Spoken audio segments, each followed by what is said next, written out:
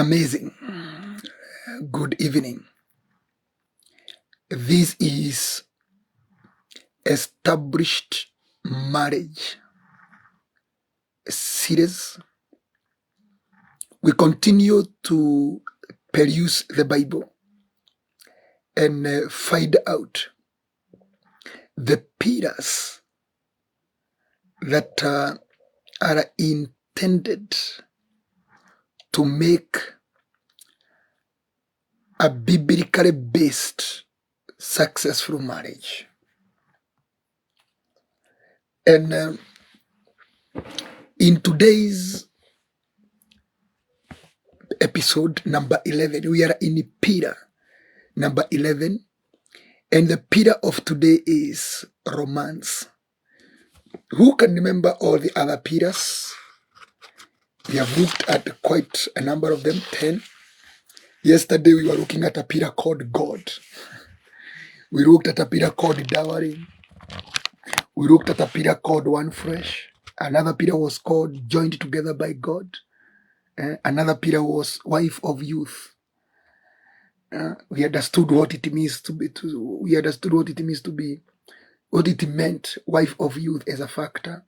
And the marriage covenant. We spoke about sacrifice. We spoke about purity of marriage bed. And we spoke about the nakedness. If a marriage is going to excel, the partners, both of them must be naked. And we say that means transparency and then image of God. And I'll keep on repeating about that factor. I'll keep on repeating about that factor until we are able to understand. You get that? So today, I want us to look at a factor called romance in Genesis 26, verse 7. When the men, is that the case? Okay. When the men of that place asked him about his wife, he said, "She is my sister," because he was afraid to say, "She is my wife." He thought, the men of this place might kill me on account of Rebecca because she is beautiful. Again that. So that marriage of Isaac and Rebecca was not built on beauty. It was not built on beauty. Because Isaac is expressing fears that that marriage might end because of beauty. And remember, we have two types of beauties. We have the natural beauty that Isaac was afraid of. And there is inherent or internal beauty of 1 Peter 3 from verse 1 to 6. That of unfading, inner, quiet, calm spirit inside you.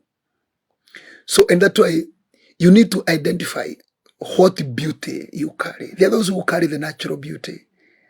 They apply cosmetics. They are always in salon. If they don't go to salon, it's a very big crisis.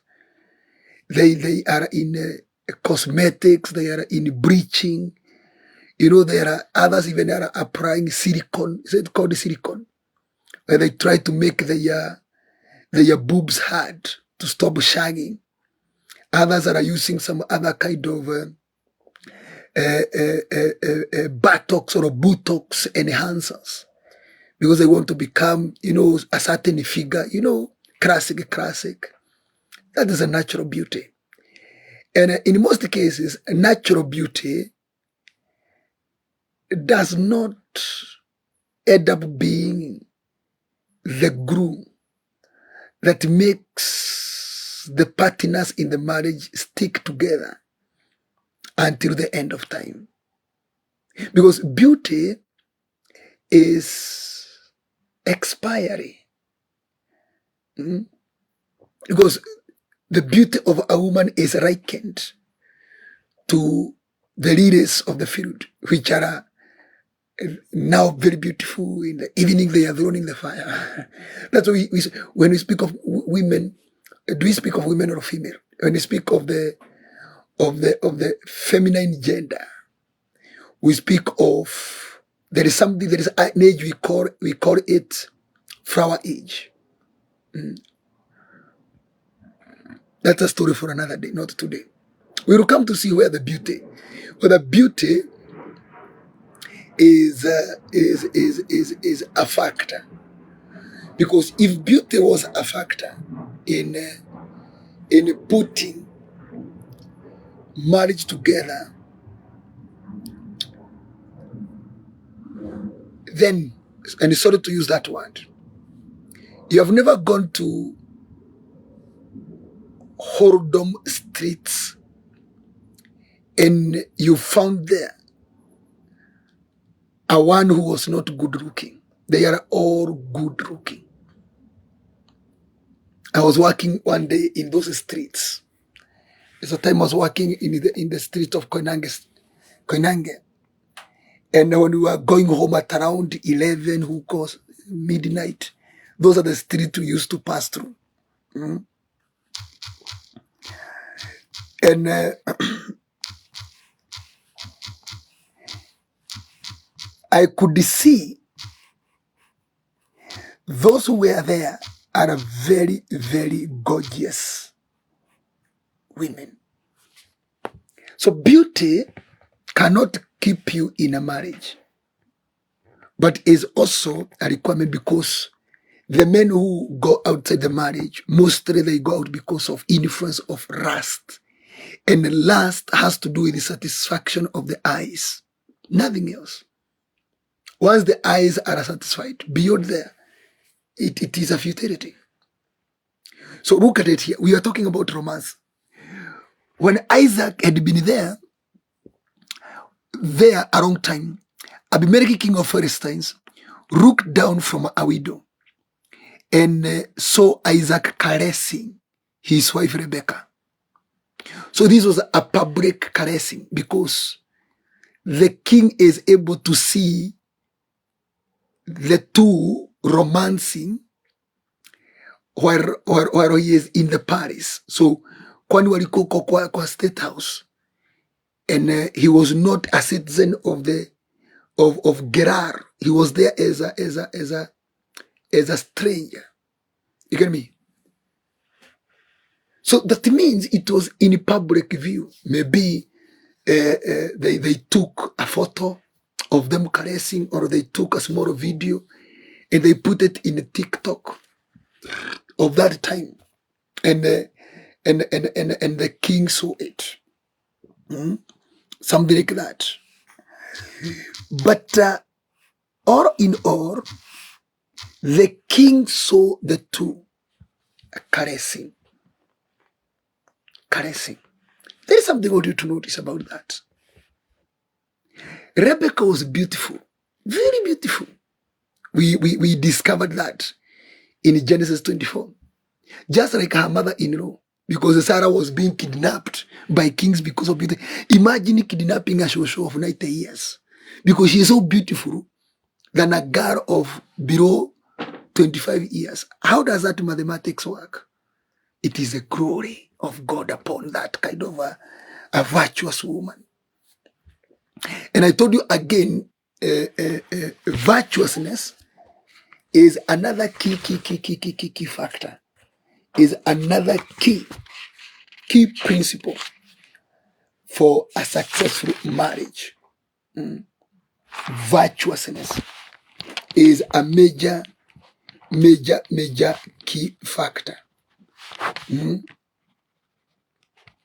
Okay. Virtuousness is a major key factor in having a strong, formidable, indomitable marriage. Now let's look here. There is something I want us to focus on in that caressing. Because if I had the space, I could have discussed about it in a different way. Look at verse 9. So Abimelech summoned Isaac and he said, "She is really your wife." Huh? She is really your wife. Why did you say she is my sister. What did King Abimelech use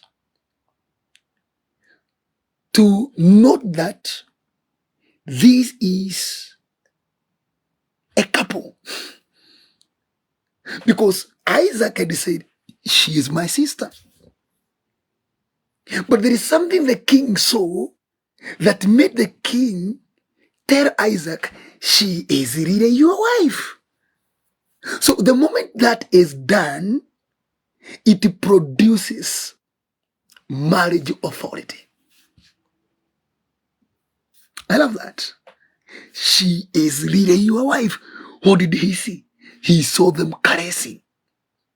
So if you are in a marriage, if you're in a marriage and your marriage is void of caressing, of romancing, that marriage lacks high level visibility. High level visibility.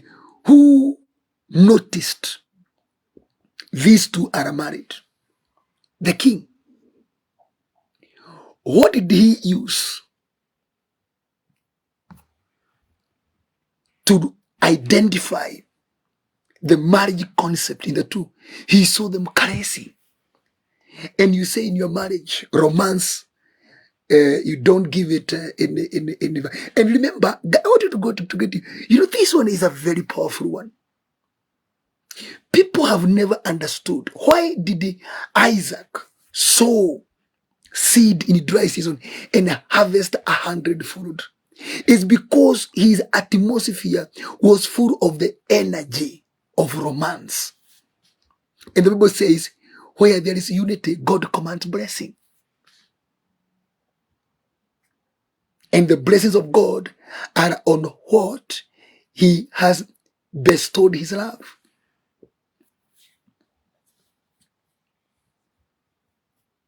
They were in farming season. Imagine you are in the season of racking basic commodities. And that is when Isaac is caressing his wife. If you look at that, it may seem as misprioritization. But Isaac understands the formula of the supernatural. If you're in romantic mood, that romantic atmosphere is an atmosphere of the supernatural happenings. He sowed 100-fold and harvested. He sowed this seed in farming season and harvested 100-fold. Look here, look again, look again, look again. She is really your wife. Verse 9. So Abimelech summoned Isaac and he said, she is really your wife. What did the king see? He saw caressing of Isaac and Rebekah. When he saw that caressing, his conclusion was, they are married. They are married. So meaning, caressing in a certain frequency or in a certain rhythm or caressing in a certain beat produces high level energy of marriage visibility.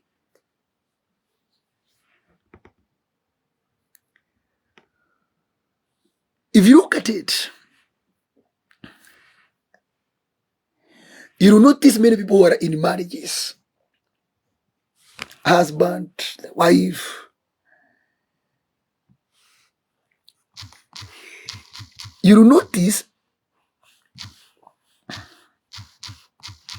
those who notices you, Those who can identify. There are just those who want to use you up. They just want to enjoy you. They just want to pass time with you. They just want to eat you fresh. Beyond that, there is no commitment. But imagine the marriage of Isaac is being noticed by a king, by a president. And you only get noticed by the boys wa mitaa, guys of motorbike, women mamafuas or whatever. I don't know, raw quality or raw standard of personalities. Because there is a very important aspect your marriage doesn't have. And let me tell you, there is nothing, if something is a principle, you cannot replace as principle with knowledge. You cannot replace a principle with self-consolation. If it is a principle, it is a principle. And I told you, all these factors we are looking into. Listen to all the topics we have discussed. Now we are in the 11th one. Listen to all of them. Each and every pillar, there is what it is producing for that marriage. So if you neglect, you are neglecting it to your own disadvantage. Let me just highlight very briefly, because I told you this is not a very detailed topic. We only take about less than 30 minutes to just brief ourselves about something, because it is a serious. We are not in a hurry. Look here. Isaac answered, because I thought I might lose my life on account of her. Then Abimelech said, what is this you have done to us? One of the men might well have slept with your wife, and you would have brought guilt upon us. So Abimelech gave orders to all the people. Anyone who harms this man or his wife shall surely be put to death. Imagine. So meaning, touching a married person who is functioning with the rhythm of caressing or romance is courting death. It's courting death. So meaning, let me put it this way. A marriage without romance makes the participants of that marriage look like a brother and a sister. Case closed. If you remove romance from your marriage, no matter how you say, this is my wife, this is my husband, what you display outside there, you display availability. You can't see it with your eyes. Even if you tell somebody, me, I'm married. Me, I'm married. They don't feel convinced. Or because there is an energy that is not in your atmosphere that makes the public note you are married, even if you have not said it. Isaac did not tell anybody, that is my wife. King Abimelech saw romance and he concluded this is a married couple. And he gave orders. And he is saying, do you know, when you were remaining in the state of brother and sister, from a marriage, remove romance. Remove romance. That absence of that important commodity makes you look like a brother and a sister. Now what happens is this. Both of you becomes available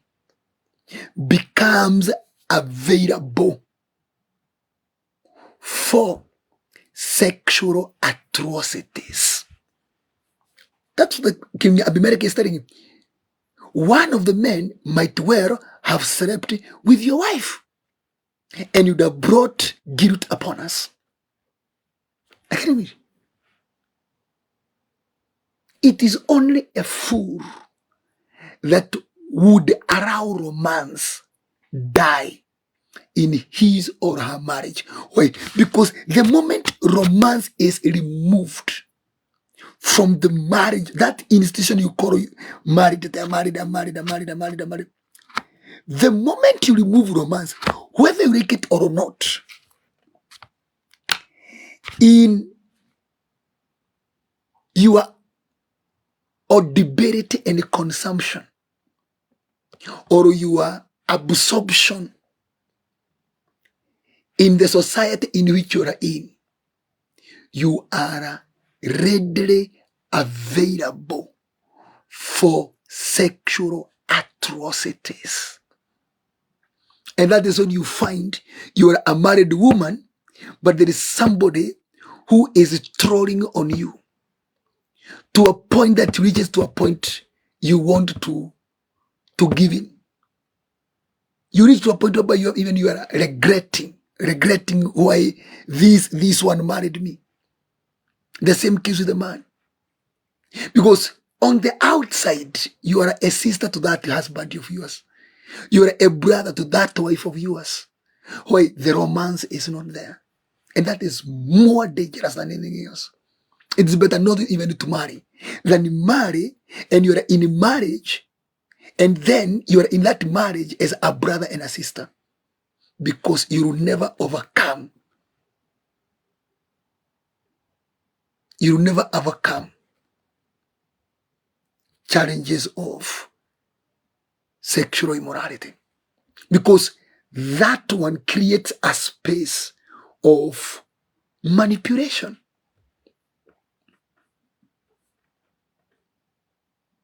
The king gave orders, no one should dare touch that man's wife. Anybody who would dare to go near that man's wife, you will surely be put to death. What? So marriage is very important. But what made the king conclude these two are married? He saw them caressing. So let me just highlight why is caressing or romancing. However you want to understand it, there are those who have different vocabularies of explaining the same. But I'm using a language that everybody, even those who are older in marriages, can be comfortable with. Number one, importance of romance in marriage is romance fosters emotional connection. Remember, marriage is we said about one flesh. Do you remember when we were saying about one flesh? Marriage mostly is a function of the emotional part of your soul. Soul have 3 components: mind, will, and emotions. Now, romance is what fosters 2 emotions to connect. And that's why we speak of compatibility. That's when you say, no, we are compatible. Mimi na huyu tunaigiana, like a padlock and a key. You get that? So if a marriage does not have a romance aspect, most cases is emotionally you hurt each other. Emotionally, you don't become one.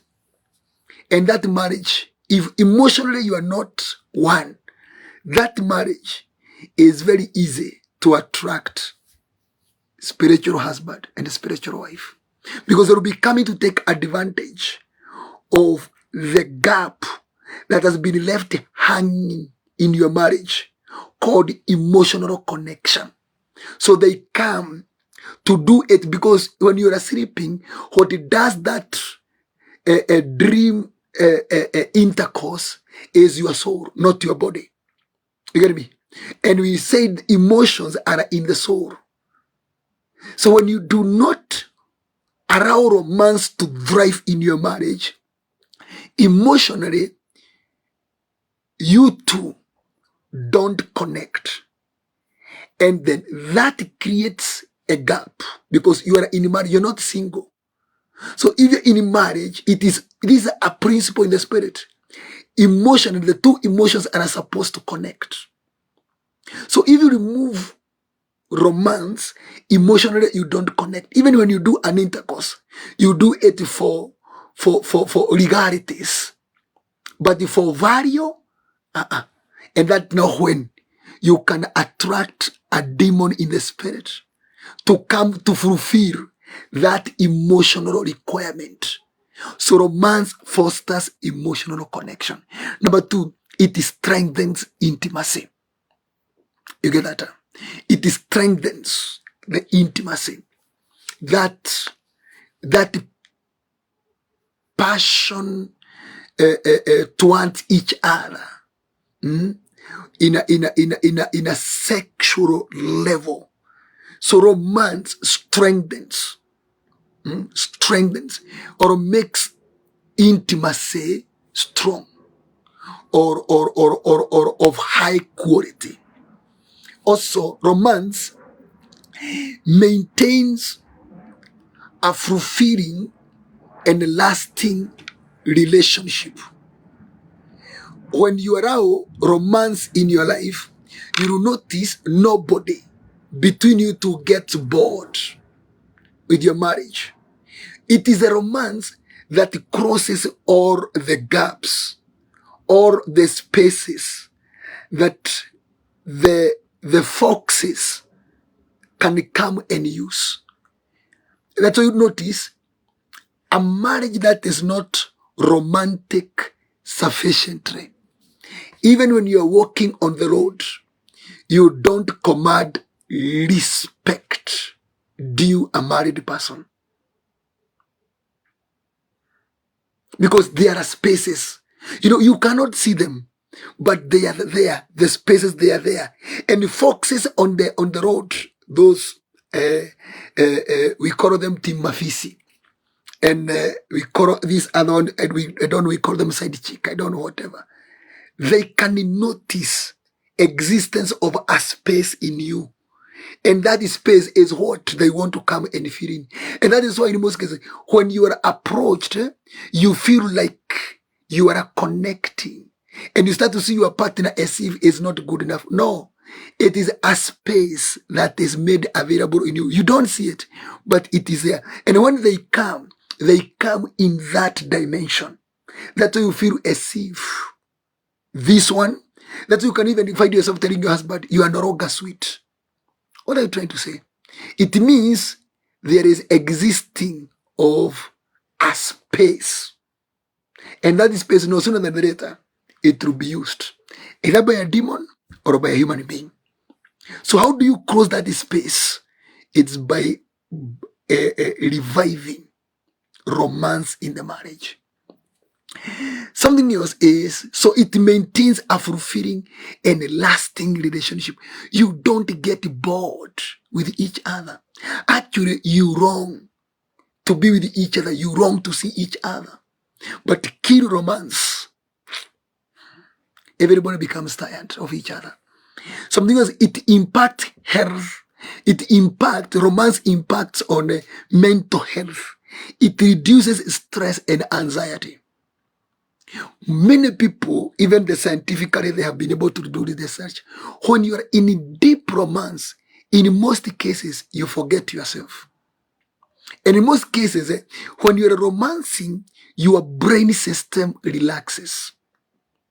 And we normally say, when now in that state, your brain system, there is a certain hormonal metabolism that is released in your brain system that is able to quench all your fears, your anxieties, your stress, and you feel as if you have each and every solution available with you.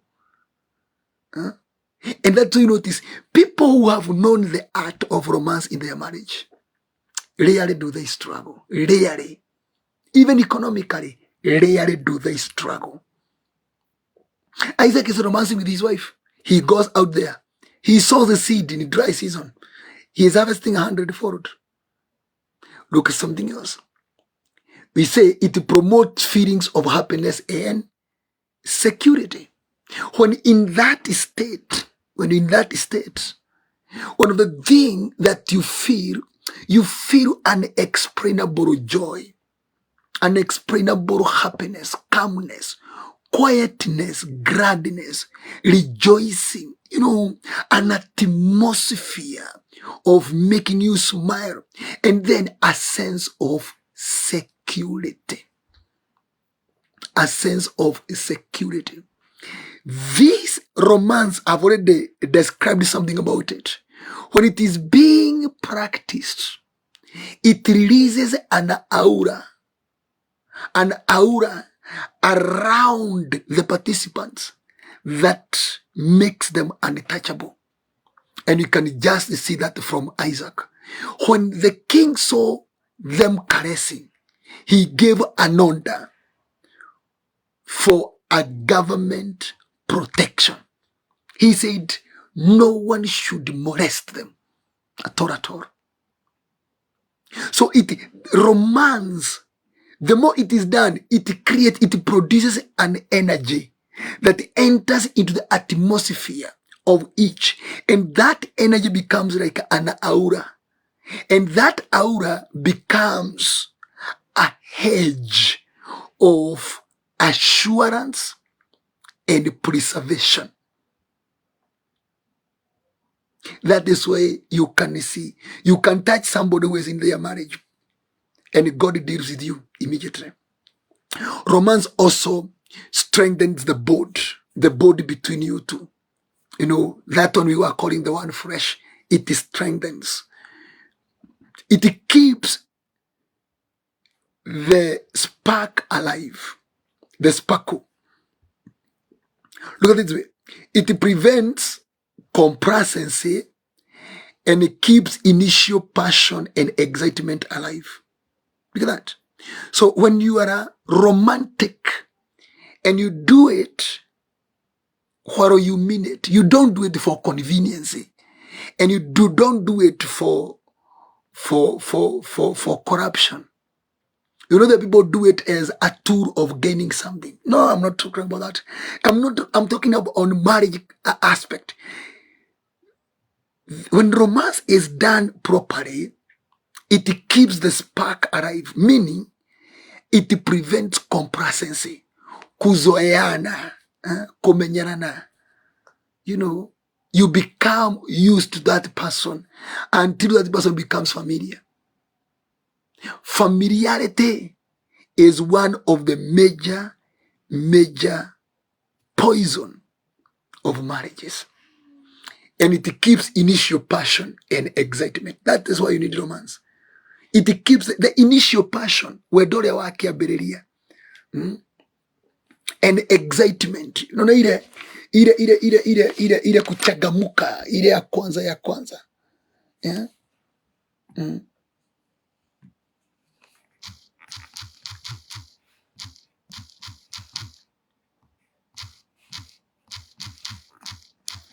Praise Jesus Christ. You notice people who are romantic, they never get bored with each other. It keeps initial passion and excitement. Ile kuchagamuka, ile ulikuwa unasikia mwili unawaka.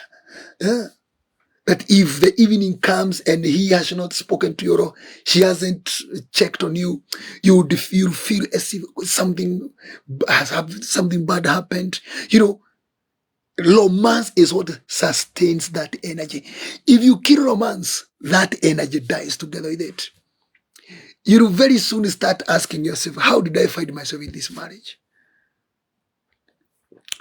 More than that, romance brings resilience. Romance makes you resolute, decisive.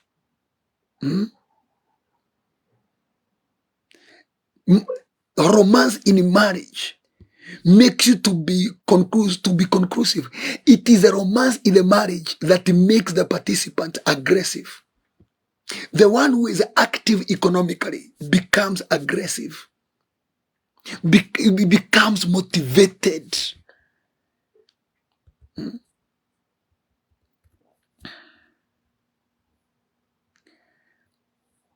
Romance is a source of strength and support in overcoming difficult situations and circumstances.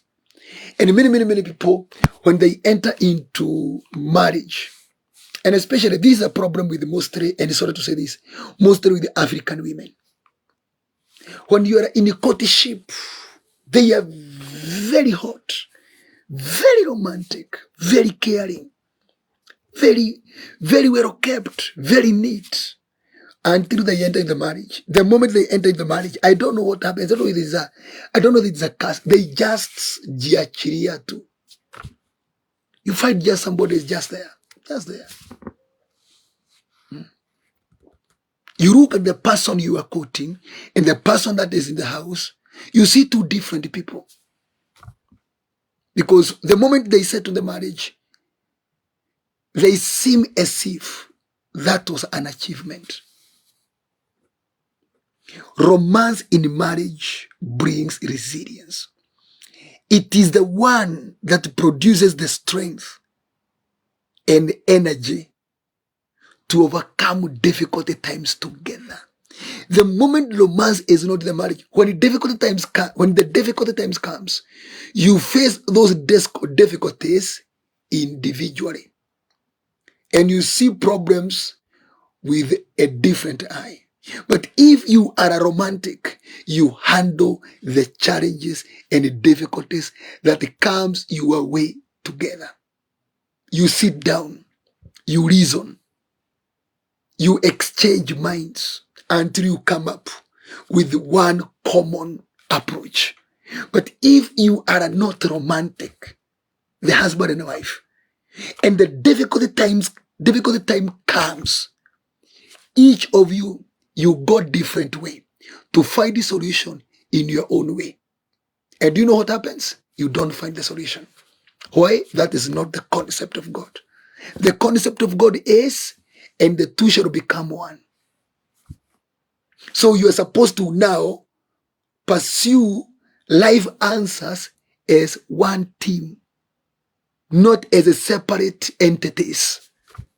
Because when you are doing that, you're defeated, and then you lose the power. Because the Bible says, one shall chase 1,000, but the two shall chase away 10,000. So when you go separate ways, you are chasing 1,000, I am chasing 1,000. So there are other 80,000 that has remained. Because when we are two, we are supposed to chase 10,000. But when we go separate ways, our strength is limited and is degraded. That's why you notice many couples, when they are in circumstances that are opaque and they withdraw romance and conjugal activity, they withdraw that. What happens is, if you have not withdrawn it for prayers, and he said you must be in agreement, you have not done it on that principle, you realize the devil carries the day. The enemy you are fighting carries the day. Or because you have broken a victory protocol. Because a victory protocol demands you be one, you be united.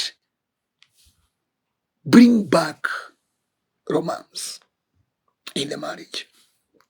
Reintroduce the caressing. It is deterred. It is so much deterred. There are some certain kind of things we could have highlighted, but we cannot highlight them here. So I decree and declare, may your marriage, romance be reinstated by the mercies of God. May God have mercy on your marriage. May you become romantic by yourself and may your partner become romantic. Then meet together. Tell me after you meet what kind of the energy you are going to produce. Romance in a marriage, a romance that is done out of honesty, not for convenience, but it is done out of love. It is done out of commitment. That romance, there is an energy that it produces. And the number one energy romance produces is divine protection. The energy number two is prosperity energy. Isaac sowed after that event of caressing. He sowed. He harvested 100-fold. And the man became wealthy. He became very rich and very rich and very rich. Why? Because God blessed him. Why did God bless him? It's because Isaac and Rebecca, they had understood how do you create an atmosphere for the supernatural interventions. And they understood that the formula is called caressing. May God bless you so much. Have a wonderful night. Let's meet tomorrow for another Peter. So tonight's pre-Peter was romance. And we are getting it from the text of Genesis 26, verse 7 to 11. God bless you so much. Amen.